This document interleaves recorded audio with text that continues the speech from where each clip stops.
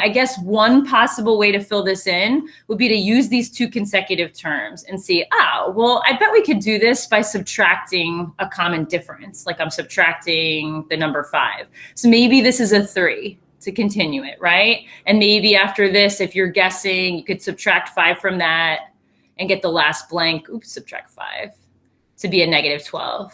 So that'd be one way. Only 2 numbers, isn't there like infinite ways that you can make a series? Like that could also be times 3 minus 1, and how would you do that? Exactly. So here's one way to fill it in. I actually love sequences where you could go one of 2 ways with them. But if I'm saying, if this is a quiz or a test, and I'm saying I need you to find the next term in this sequence, I got to give you a little bit more than just those first 2 values. And this is an example where you're subtracting the same value, one way to fill it in. The other, actually, could you help me out? What would this, I skipped this first one. What am I missing in this blank? So it's 1,000, 500, 250. 72.5, I think. Yeah, I think it's half of 125. I think it's 62.5. And I can credit this, I can credit knowing this to Sean Carter himself, Jay-Z, because he has a song where he's talking about the money that he makes from from singing, I guess. And he says, I turn that 62 to 125, 125 to a 250, 250 to a $500,000. Ain't nothing nobody can do with me. Is 3 geometric, or is 3, does it have a common ratio or a common difference? Or who's been looking ahead? Does anybody have 2 options for the last 2 blanks there? 16 and 22. I'm going to write that down. And then what if you were explaining it to like an algebra student? What would you tell them? I was seeing that it's 1 plus 1, and then 2 plus 2, and then 4 plus 3, 7 plus 4. So like the number that you're adding to it's increasing by 1. Nice. So there's no special name that I know of for this sequence. Actually, there probably exists one that I don't know. But yeah, there is a pattern here, right? You're just adding the counting numbers. You're adding, like Cleo said, 1, 2, 3, 4, 5, 6. So there's no common difference like in this one. There's no common ratio like in number 1, but there is a pattern. Same deal for 4, I believe, unless we could figure out a common ratio here. So I don't know, write down something that you think would be an option if it jumps out at you, and then maybe I could get a class member to explain this one as well. And we could even probably come up with something that'll generate these terms. Maura, did anything jump out at you about number 4? What do you think? 25 over 2, because each one is going up by like x over 2, and it's all like odd numbers. Cool. Okay, so you could, kind of like we talked about this red sequence, we could think of all of these terms being over 2. Sometimes when some of the terms are fractions and others are decimals or whole numbers, it's best to write them all in one format, all decimals or all fractions. So 1 half, ooh, I like it, 4 halves, 9 halves, 16 halves, right? I see these patterns. What if someone asked you, and we're going to talk about this too, we're going to talk about defining sequences with an explicit definition. Now, I know I was just rapping, but I'm not going to use any explicit lyrics with you guys. We're going to explicitly define this sequence. Can somebody write me some expression in terms of n that could explicitly get you each next term of the sequence? So what I mean is we're going to start like numbering our terms. I'm going to say this is term 1, term 2, term 3, 4, and 5. And sometimes it's nice to either start with 1, or you'll see sequences where we actually start with 0 because it's more convenient. What expression could get you the, let's say, the nth term of this sequence? This is a good skill to have too. That way we could just jump to the 50th term if someone cared that much. Squared over 2. Yeah, it looks like, thank you very much. It looks like you've got the successive squares up top. So each term it is squared and then divided by 2. Okay, in middle of the page, definition of sequence. So we've been talking about sequence. We haven't explicitly defined it yet. So I'm going to talk about 2 different types of sequences. Sequences that look at this. They might just have a comma and we'll put a ... here. They keep going and going and going, versus a sequence that has no ... For some reason in number 4, maybe we just care about those first 5 terms. So finite versus infinite lists of terms. An infinite sequence is what we'll define first. Sequence. is a function whose domain is the set of positive integers. By domain, we mean positive integers. You have these terms. You have a first term, a second term, a third term, fourth term, fifth term, and it goes all the way up to infinity, right? The sequence just keeps going and going and going. The function values are the terms. And A is commonly used as a letter for each term. A sub 1 is the first term of the sequence. A sub 7, right, would be the seventh term of that sequence. So here's one that starts at 1. But like I said, sometimes we'll start at 0. We'll talk about that too. If the domain of the function just consists of the first n positive integers, like I just want the first 7 terms, we'll call it a finite sequence. List of terms separated by commas. Okay.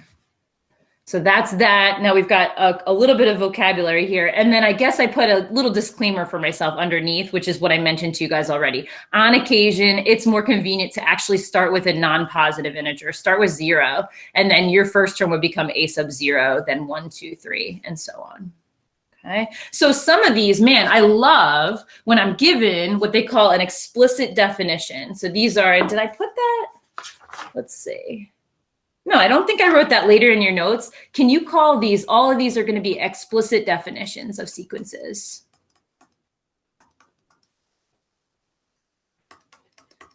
You have examples of those given in 1, 2, and 3. So it's not like the warm-up where you just had to play the guessing game and stumble upon a pattern. We have this explicit formula that would produce any term we wanted. We could get the first, like this one says, find the first 5 terms. That's not going to be no big deal. We could find the 100th term if we plug in 100 for n. So like maybe, all right, so I guess if we're starting, I'll use what we wrote in the box here. We're using all the positive integers. So starting with a sub 1, a sub 1 should be this expression with a 1 plugged in for n. So it's as quick as that. It's 3 times 1 minus 2.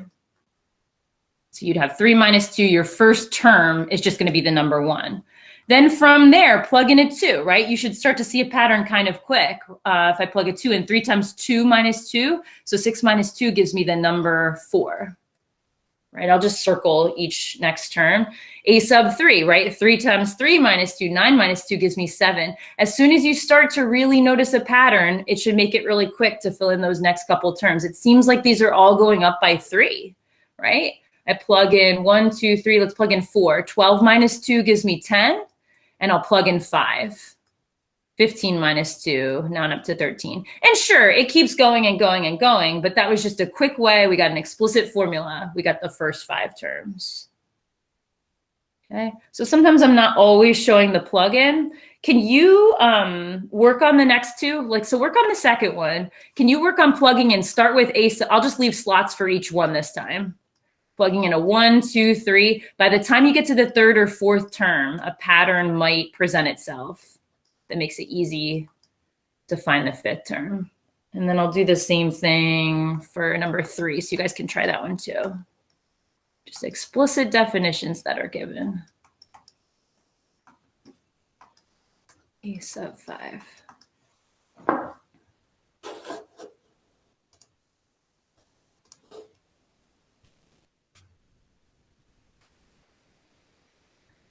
All right, so in number 2, are you flip-flopping between the same 2 numbers? That's what I'm wondering, right? I plug in a 1, 3 plus negative 1 to the first power, and I get the number 2. For the second one, are you getting the number 4? That's what I'm wondering. 3 plus negative 1 to the second to an even power. I feel like each plugin of this, right, that's odd is going to give me this number, and each plugin that's even is going to give me that number. So this still counts as a sequence. There's no common difference, like there was a plus 3 for each term here. But check these for me. Are you getting 2, 4, 2, 4? And that would just keep going on and on and on. I'll put dot, dot, dot. Does that look okay? So hopefully it is nice to get an explicit definition, because that I could say find the 10th term, and you could plug in a 10 for n. For the third one, I started with the whole number. So negative 1 to the first power, right, over 2 times 1 minus 1. So I think this just gives me negative 1 up top and 1 on the bottom. And these terms, because of this numerator, kind of like I had some fluctuation in the second sequence. Because of this numerator, my terms should fluctuate between being positive and negative. If you were to graph this one, you'd be bouncing above and below the x-axis. So I was getting, can you just let me know if you have questions on these values? Because I'm not even sure if I gave you enough time to find them. I was getting a third, and we'll talk some more about this one, negative a fifth, maybe a seventh. I started to see a pattern, and I'm guessing negative 1/9.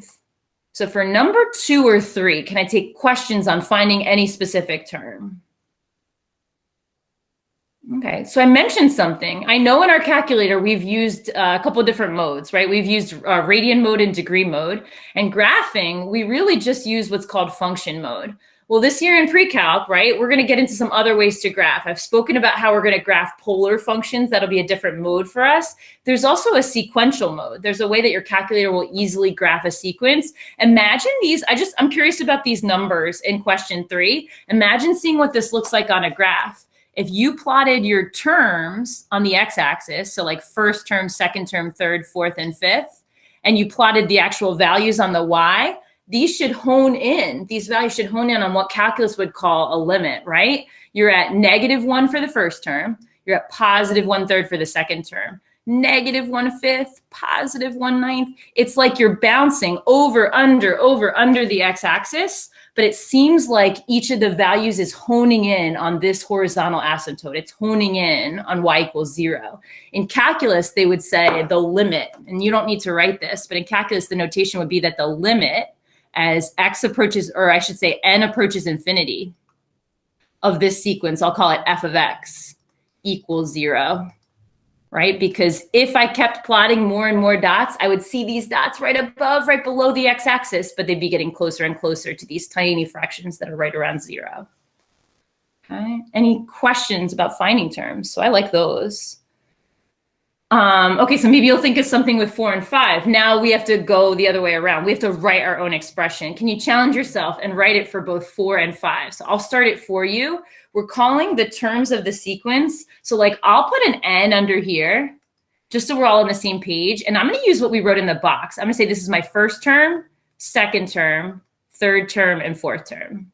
So we're on the same page. And you all are writing me expression for a sub n, some expression that would explicitly define any term of the sequence, the nth term. Same thing in number 5. Try this one too. So we'll say n, we've got the first, second, third, and fourth again. And you're trying to challenge yourself to write me an a sub n explicit definition. And different people could have explicit definitions that don't look exactly alike, and that's okay too. So I guess the trick first is to find the pattern in both cases, and then we'll see if we can write an expression.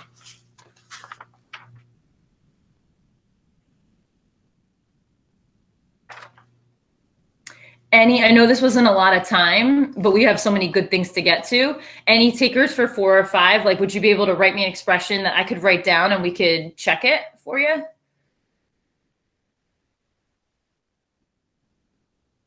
Yeah, do you have an idea? Pick one of them, Anne, either one.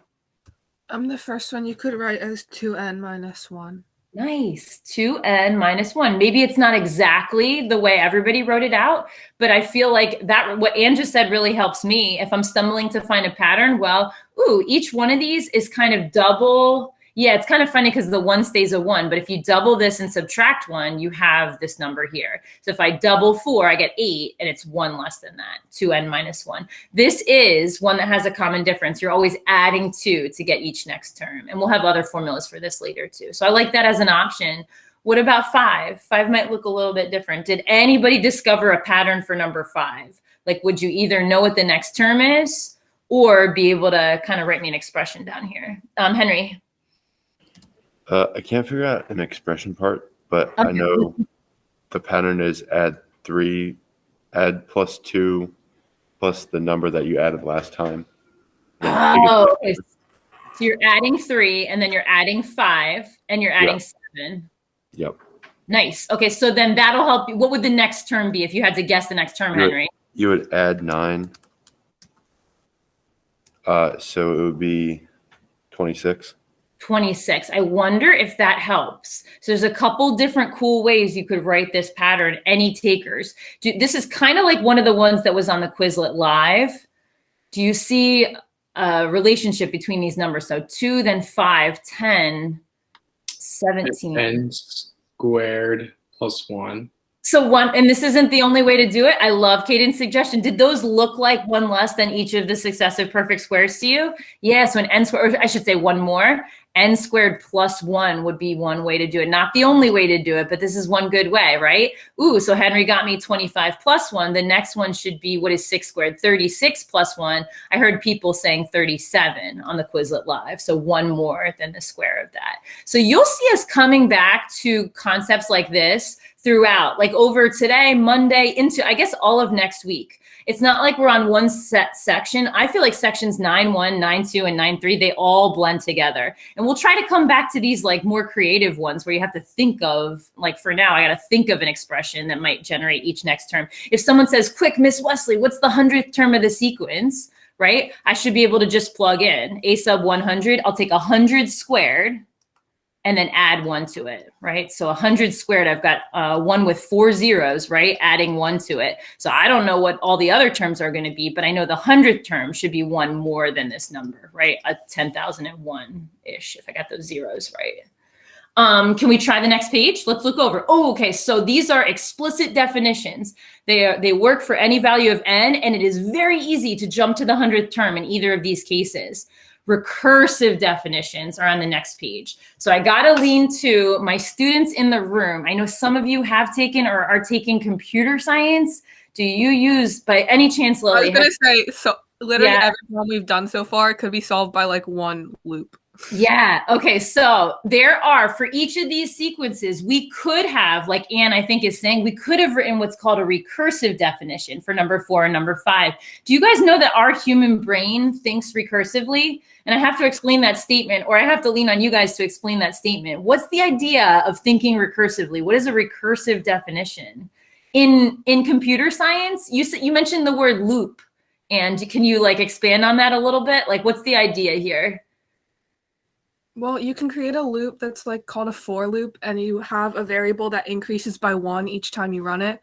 So for example, you could create a series where you added your previous answer to I, which was the variable, and then your answer would increase by 1 more each time. So it'd be like 1 plus 1 would be 2, and then you would add 2 plus 2, and then kind of like this one, kind of like, did you guys see this on the Quizlet Live, the Fibonacci sequence, right? I think I'm jumping to what Anne was just saying. The Fibonacci sequence, the way that Anne was saying, they must use the variable I in computer science. We're going to just keep using N in Precalc, and each term depends on the term before it. So and here's Fibonacci. What a cool guy. There is no way to generate the Fibonacci sequence if I don't give you the first term. Sometimes you need the first 2 terms to be able to get the sequence going. And then think of the way our human brain thinks, right? Like I'll think, like if I were trying to figure out these sequences and I was trying to figure out, okay, what's going to go in the next slot? I'm going to see, well, what do I have to do to the first one to get the second one? What do I have to do to the second one to get the third one? And so on. So for Fibonacci, he starts with a 1. And he started with the 0 term. This is a sequence that starts with the 0 term. A sub 1, he gives us the second term is another 1. So if I'm generating the first 5 or 6 terms, he's just handed me the first 2, a sub 0, a sub 1. Then look at this crazy notation. A sub k is 2 terms before it plus 1 term before it. So I add the 2 terms before it, basically. It's going to be, in this one, I guess it should be a 2, right? Because it should be the first term plus the second term, a 1 plus 1. So can you guys dazzle me? Have you seen this sequence before? It's a 1, 1, 2. Is the next one a 3? Right? And technically, it just said we needed to write the first 5 terms. So let's define a recursive sequence. So it's every term is based off of the term before it. So to define a sequence recursively, it's like in computer science, you're making a loop. Recursive, whoops. You could put recursively. You need to be given 1 or more of the first few terms. So there's no way I can answer number 6 unless they tell me what the first term is. And in the Fibonacci sequence, I needed 2 terms. All other terms are defined using the term before it. So recursive definitions, they have a huge advantage because they they are formed like our human brain thinks. So it's not hard for me to get this number here because someone explained to me, oh, you just add the 2 numbers before it. Well, that's a very simple thing to do. There's a huge disadvantage. Did you guys know it? What if I asked you to find the 70th term of the Fibonacci sequence and this is all the info I gave you? If I were Courtney and I had a computer program that could do it, I would be fine, but my brain isn't quite a computer yet.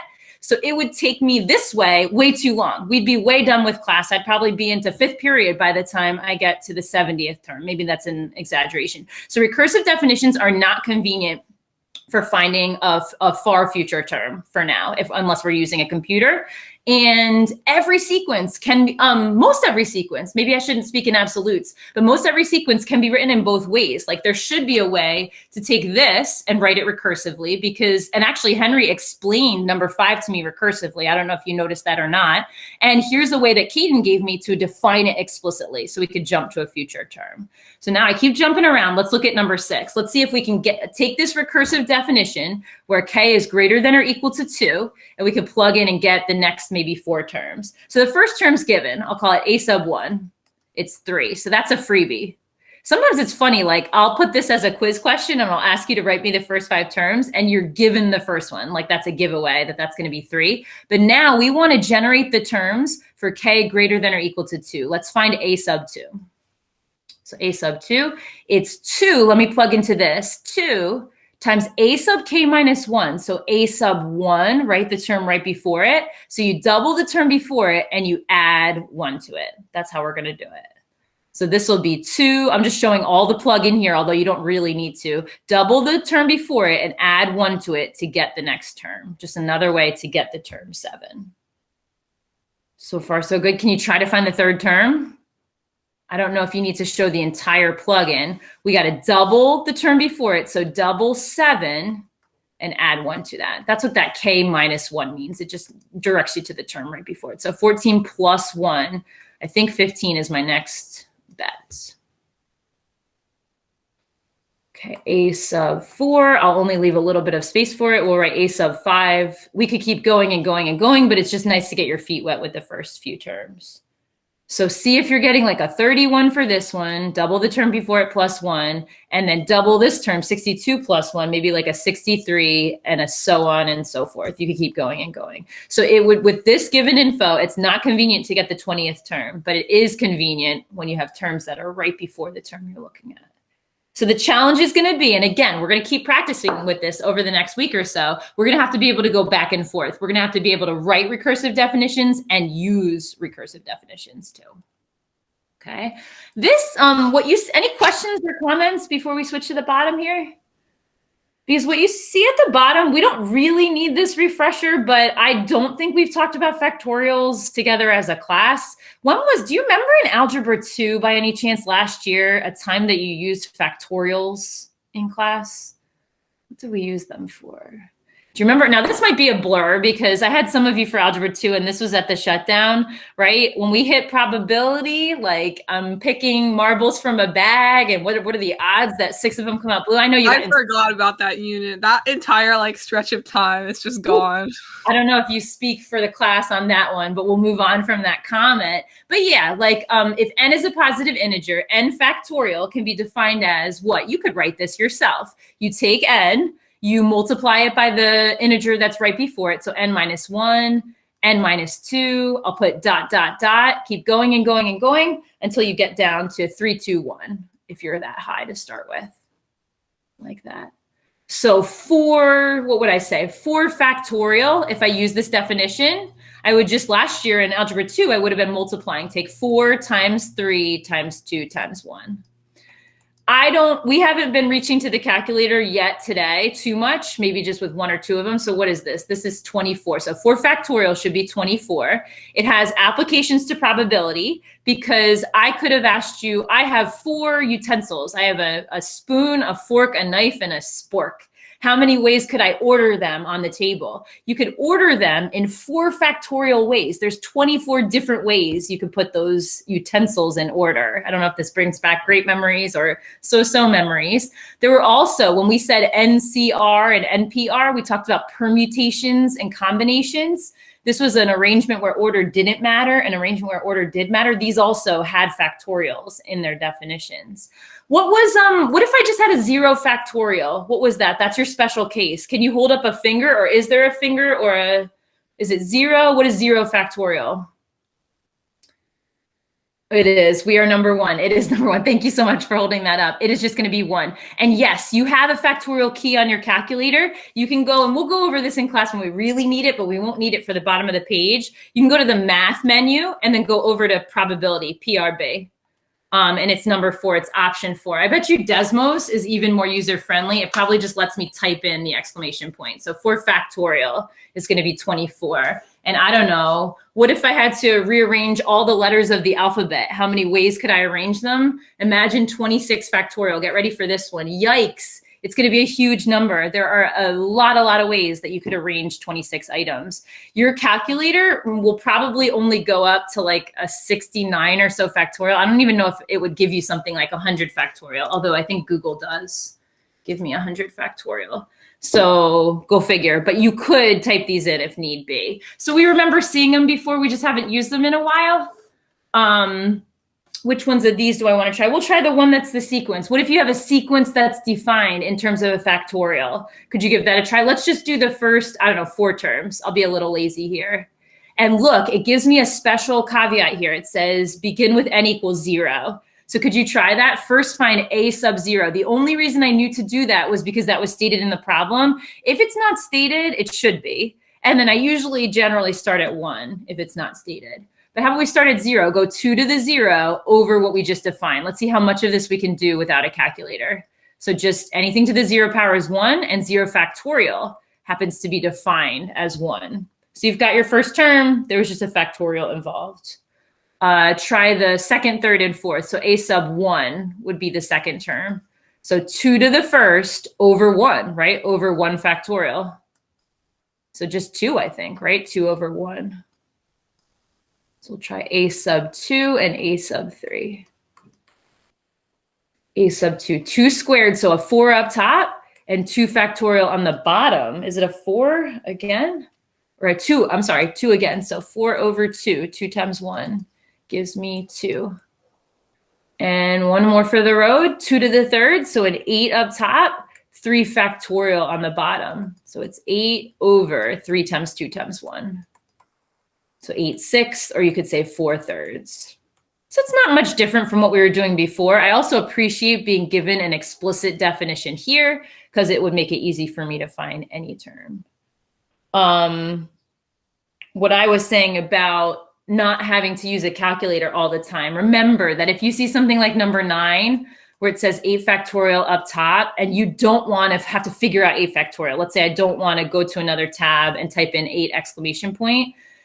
Is there something on the bottom that could cancel? Like, how would you advise that someone simplify this with no calculator? Are you going to have a bunch of common factors on the top and bottom? That's what I'm wondering. Try it real quick. Let me give you a minute just to look at it. Can you get me, with no calculator, get me a number that this expression equals, and we'll backtrack from your guys' answer. So not having to figure out 8 factorial. Yeah, Courtney, did you get a number by any chance? Couldn't you do 7 times 8 over 2? Yes, exactly, right? So Courtney must have noticed, like I'm hoping you guys noticed, isn't it 8 times 7 times 6, 5, 4, 3, 2, 1? And we have that on the bottom. So you have a 6 factorial up top, and conveniently you have a 6 factorial on the bottom. So we can get rid of these. I don't care what it is right now. And we do 56 over 2. So just a quick way to get 28. So this doesn't really have anything new for us. We've seen definitely the stuff like 9 and 10 we've seen before, but just be on the lookout. On the WebAssign, one of the questions might say, find the next term in the sequence, and you're blanking. You cannot figure it out. My advice is think of factorials. There's a chance that factorials might be involved in the sequence like you see in number 8. But questions, comments? Okay, so there's one more piece of notation I got to give you at the end of class here. So sigma uppercase, they're kind of hard to draw, but I like to just draw the 3 lines first, or 2 lines first, all straight, and then I go like that. That way my sigmas don't start looking like that. I feel like that's a little bit rowdy, a little bit disrespectful. So I want my sigmas to have parallel top and bottom. And look at this notation. We'll start this now. We'll let this spill into Monday's discussion, it gives you, they have to do with sequences and they have to do with sum. See how it says summation notation. So soon we're going to get into sequences are a list of terms, series are a sum of terms. So this means, okay, here's my starting point and my ending point. So n is the upper limit. I'll say ending point. That's the n that's up top, ending PT point. And my starting point is written below the sigma. It's going to be k equals 1 that we want to start with. So you have upper limit and a lower limit of summation. Okay, so the sum of the first n terms is represented by the sequence. Next to it, you put your explicit definition. You put the way to get the kth term, I guess you could say. Here's what you do. You start with 1. So I look at the bottom of the sigma. I see a 1. I put the first term here. Since it's a sigma, it means sum. So you're going to put a plus sign instead of a comma. You're going to add the second term. And you keep counting up the successive counting numbers. So a sub 2, a sub 3, all plus signs in between until you get to the ending point. And this is a finite sum. So there is a defined ending point. It's going to be whatever number is sitting on top of the sigma. So a sub n is going to be my final term that I add up here. So the good news is if you can add numbers, you can handle sigma notation, but you're going to see, I'm looking at 11, 12, and 13. Well, 11, 12, and 13, they all have a starting point and an ending point. I see a 5, a 6, and an 8. But look below. Maybe on Monday, we get to ones like 14 and 15 where you see an infinity symbol up top. It's going to keep going and going and going, be an infinite series. So before you leave, I'd like to try 1 or 2 of these, maybe just at least number 11. Can you, with no calculator, because there are definitely ways that we can do this on the calculator and on Desmos. Let's try it with our brains. So start by, so I have an explicit formula. Each term of this sequence is going to be triple the term number. So if I wrote out the sequence, first term, right, I'll plug in a 1, get 3 times 1 is going to be a 3. I'm going to show the entire plug-in here because this is the first one that we're taking notes for. So it's 3 times 1 plus 3 times 2. I just keep counting up the integers. I'm not going to skip any integer. So 3 times 3. Now I'm getting a little carried away. 3 times 4. I got to be mindful of when to stop. And then I look at the top of the sigma and I see my ending point is 5. So the last term I'm going to add here for this sigma is 3 times 5. I'll put that there. So then I just add up multiples of 3. 3 plus 6 plus 9 plus 12 plus 15. You do not always have to show all this work when you're expanding. Usually if it's a quiz or a test, I like you to write this version, show me the terms that you expanded out, and then just give me a number answer. And feel free, if you don't feel like adding these by hand, you could use a calculator at this point. Just type those 5 in. Should be, check me on this, but you should be getting 45 for something like that. And the same idea could work. This is what we'll end on because I'm getting close to the end here. We saw this sequence before, right? I think it was Kaden that helped me generate an explicit term for the sequence where all the terms are 1 more than the square of that term number. But look at this one. Somebody wants us to start at 3, so we have to pay attention. This will be first term. I'm going to keep the parentheses, even though they're not actually necessary. I'm going to go 1 plus the first term number squared. So your very first term is going to be 10, I think, right? And I put a plus next to it because this is sigma notation. Can you keep the pattern going? Can you go all the way up to the stopping point? I think we have like 3 more terms to add. So 1 plus 4 squared, 1 plus 5 squared. And then I want to stop when I get to this number up here, 1 plus 6 squared. Oops. Okay, something like that. So you might be ahead of me, right? So 1 more than 16. 1 more than 25, and then 1 more than 36, so a 37.